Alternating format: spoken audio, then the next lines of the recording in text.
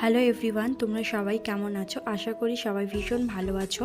তো এটা ছিল আজকের আমার 1.5 পাউন্ড কেকের অর্ডার, আর ইনসাইড ফ্লেভার ছিল চকলেট। তো কেকটাকে আমি ভালো করে ফাইনাল ফিনিশিং করে নেওয়ার পর উপরে আমি চকলেট গানাশ দিয়ে দিয়েছি, আর সাইডে এরকম ড্রপ করে দিয়ে দিয়েছি গানাশটাকে।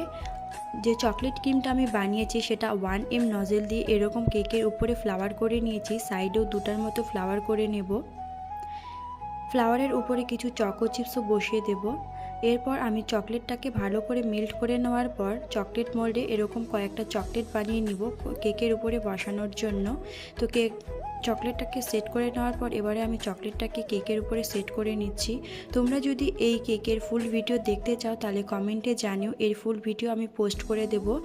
একটা হ্যাপি বার্থডে স্ট্যান্ড দিয়ে দিয়েছি, আর উপরে কিছু সুগার বল দিয়ে আজকে কেক ডেকোরেশনটাকে কমপ্লিট করে দিয়েছি। তোমরা যদি আমার চ্যানেলে নতুন হয়ে থাকো তাহলে চ্যানেলটিকে সাবস্ক্রাইব করে একটা লাইক করে দিও।